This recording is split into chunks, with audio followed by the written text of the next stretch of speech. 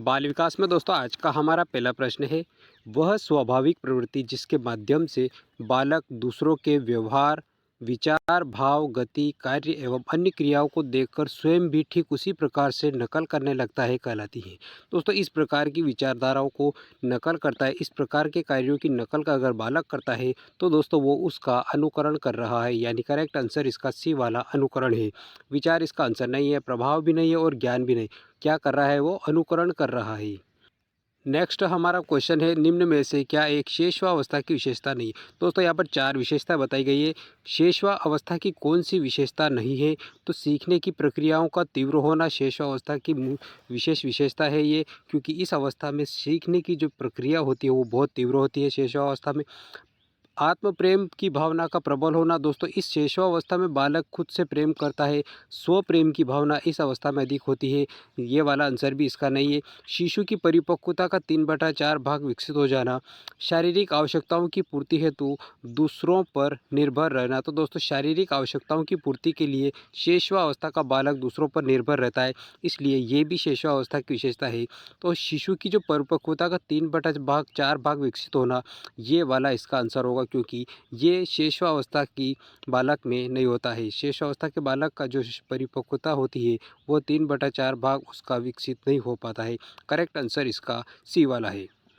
तीसरा प्रश्न है, भाषा विकास के क्रम में अंतिम सोपान है। दोस्तों भाषा के विकास में अंतिम सोपान पूछा गया है, तो अंतिम सोपान क्या है? ध्वनि को पहचानना, भाषा विकास की पूर्णावस्था या ध्वनि उच्चारण या शब्द उच्चारण। करेक्ट आंसर इसका भाषा विकास की पूर्ण अवस्था। भाषा विकास की जो पूर्ण अवस्था होती है, समापन की अवस्था, इसे ही अंतिम सोपान कहा जाता है, क्योंकि ध्वनि को पहचानना, ध्वनि उच्चारण करना या शब्द उच्चारण ये प्रारंभिक अवस्था होती है। अंतिम सोपान कौन सा है? तो भाषा विकास की पूर्ण अवस्था। चौथा प्रश्न है, मौलिकता का गुण किस प्रकार के बालकों में पाया जाता है। तो दोस्तों किस प्रकार के बालकों में मौलिकता का गुण पाया जाता है, तो ये सरल सा आंसर इसका सृजनशील बालक जो होते हैं उनमें मौलिकता का गुण पाया जाता है। सही वाला आंसर तो इसका पहले वाला है। सृजनशील बालकों में मौलिकता के गुण पाए जाते हैं। धनी परिवार के बालकों में मौलिकता के गुण नहीं पाए जाते हैं। शिक्षित माता पिता के बच्चों में भी नहीं पाए जाते। प्रतिभाशाली बालकों में नहीं पाए जाते। तो दोस्तों मौलिकता की बात की गई है, मौलिकता से संबंधित गुण सृजनशील बालकों में पाए जाते हैं।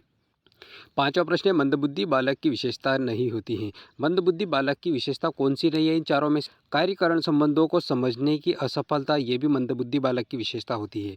त्रुटियां अधिक करना, ये भी मंदबुद्धि बालक की विशेषता होती है। बुद्धि लब्धि 105 से 110 नहीं दोस्तों, ये सामान्य से अधिक होता है, इसलिए इस प्रकार के बालक की बुद्धि 105 से 110 की नहीं होती है। करेक्ट आंसर इसका ये इसकी विशेषता नहीं, मंदबुद्धि बालक की ये वाली विशेषता नहीं। और बाकी जटिल परिस्थितियों को समझने में असमर्थता, तो दोस्तों ये भी मंद बुद्धि के बालक की विशेषता है। छठा प्रश्न है हमारा, मॉन्टेसरी शिक्षा पद्धति का एक आग्रह है। तो दोस्तों मॉन्टेसरी शिक्षा पद्धति किसके लिए है? मातृभाषा में शिक्षा, सही है इसका करेक्ट आंसर। मातृभाषा में शिक्षा प्रदान करना मॉन्टेसरी शिक्षा का एक आग्रह है। राष्ट्रभाषा में शिक्षा प्रदान करना नहीं है। त्रिभाषा फार्मूला के अंतर्गत शिक्षा नहीं है, इनमें से कोई नहीं। फर्स्ट वाला इसका करेक्ट आंसर है। सातवां प्रश्न है दोस्तों, समाज में विद्यार्थियों को किस प्रकार की भागीदारी वांछनीय है? आपका विचार क्या है? दोस्तों अनुदेशनात्मक सहयोग की भावना के हिसाब से होनी चाहिए, या फिर क्रियाशीलतात्मक सहयोग की भावना अपेक्षा होना चाहिए, रचनात्मक सहयोग की भावना, या परस्पर सहयोग की आकांक्षा के हिसाब से होना चाहिए। तो दोस्तों सातवें प्रश्न का आंसर है, अगर समाज में विद्यार्थियों की किसी प्रकार की भागीदारी वांछनीय है तो हमारा मत होगा कि परस्पर सहयोग की आकांक्षा होना चाहिए।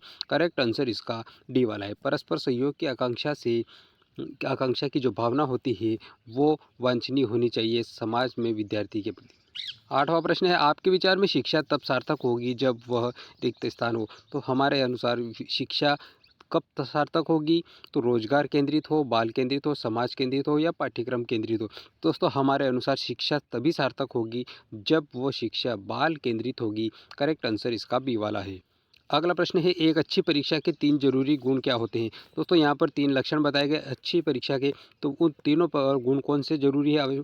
व्यापकता, मूल्यांकन, व्यावहारिक, ये वाला नहीं है। व्यापकता मूल्यांकन प्रयोगात्मक भी नहीं, वैधता मूल्यांकन व्यावहारिक ये भी नहीं। वैधता, विश्वसनीयता और व्यावहारिकता, दोस्तों तीनों ये जो तीनों गुण है, वैधता, विश्वसनीयता और व्यवहारिक, ये तीनों गुण जरूरी है एक अच्छी परीक्षा के लिए। तो करेक्ट आंसर इसका डी वाला है। दोस्तों आपको प्रश्न पसंद आ रहा है तो वीडियो को लाइक और चैनल को सब्सक्राइब जरूर कर लीजिए। अगला प्रश्न है हमारा समाज में दोस्तों, यहाँ पर समाज में आजकल जातिवाद का बोलबाला है, इसको हतोत्साहित करने के लिए क्या करना चाहिए? तो दोस्तों समाज में जातिवाद का बोलबाला है, इसको हतोत्साहित करने के लिए क्या करना चाहिए? तो लोगों से मिलकर इसको दूर करने का प्रयास करना चाहिए। करेक्ट आंसर है दोस्तों इसका। लोगों से मिलकर इस समस्या के बारे में चर्चा की जानी चाहिए और इसे दूर करने के प्रयास किए जाना चाहिए। इसे दूर करने के लिए भाषण देना चाहिए नहीं, कारण जानने का प्रयास करें, हानियों पर विचार व्यक्त करते। तो दोस्तों इसका परफेक्ट जो आंसर है वो लोगों से मिलकर इसको दूर करने के प्रयास किए जाने चाहिए। फर्स्ट आंसर 10वें प्रश्न का करेक्ट आंसर है। 11वां, शिक्षक को सामाजिक मूल्य के प्रति जागरूक क्यों होना चाहिए? तो दोस्तों टीचर जो होते हैं उसे सामाजिक मूल्य के प्रति जागरूक क्यों होना चाहिए? किस इसलिए होना चाहिए जिससे वह समाज को शिक्षा दिशा दे सके, वह समाज की धरोहर को जीवित रख सके, या वह नेता बन सके, या वह विद्यार्थियों के मूल्यों का सही ज्ञान दे सके। दोस्तों ये सारे आंसर नहीं होंगे। करेक्ट आंसर इसका बी वाला है, जिससे वह समाज की धरोहर को जीवित रख सके। करेक्ट आंसर इसका बी वाला है। अगला प्रश्न है दोस्तों 12वां प्रश्न, किशोरावस्था के विषय में कौन सा कथन सर्वाधिक उपयुक्त है? यहाँ पर किशोरावस्था से संबंधित 4 ऑप्शन दिए गए हैं। तो सर्वाधिक उपयुक्त कथन कौन सा है? तो विभिन्न प्रकार के कष्टों की अवस्था, रचनात्मक विकास की अवस्था, झंझावत की अवस्था नहीं होती है, किशोर झंझावतों की आयु होते हुए भी रचनात्मक विकास की अवस्था है। तो दोस्तों इसका करेक्ट आंसर है किशोरावस्था जो है झंझावतों की आयु होते हुए भी रचनात्मक विकास की भी अवस्था है। करेक्ट आंसर इसका डी वाला है। कौन सा आंसर है? डी वाला 12वें प्रश्न का करेक्ट आंसर है, क्योंकि ये सर्वाधिक उपयुक्त आंसर है। बढ़ते हैं आगे। अगला 13वें प्रश्न, क्रियात्मक अनुबंधन का सिद्धांत देने वाले मनोवैज्ञानिक कौन है? दोस्तों क्रियात्मक अनुबंधन का सिद्धांत किस मनोवैज्ञानिक के द्वारा दिया गया था? यहाँ पर 4 ऑप्शन दिए गए हैं। पावलाव दिए गए, Skinner, Thurston, Thorndike. Correct answer है दोस्तों इसका स्किनर। स्किनर महोदय के द्वारा क्रियात्मक अनुबंधन का सिद्धांत दिया गया था।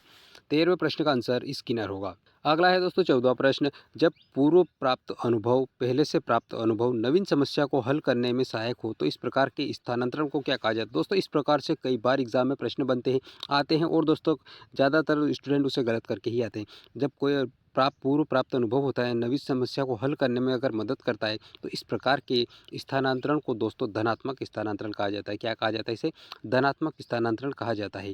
ऋणात्मक स्थानांतरण तो नहीं होता है, एक पक्षी या बहुपक्षी स्थानांतरण में। करेक्ट आंसर इसका फर्स्ट वाला है।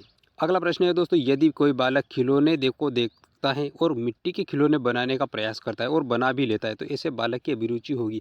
दोस्तों यह प्रश्न कई बार एग्जामों में रिपीट हुआ है। कोई बालक खिलौनों को देखता है और उससे मिट्टी के खिलौने बनाने की कोशिश करता है और बना भी लेता है, तो दोस्तों उसमें शारीरिक अभिरुचि होती है। करेक्ट आंसर उसका फर्स्ट वाला है। दोस्तों वीडियो पसंद आया तो लाइक और चैनल को सब्सक्राइब, शेयर और कमेंट करके बताइए। मिलेंगे दोस्तों अगले वीडियो में, तब तक के लिए आपको बहुत बहुत धन्यवाद।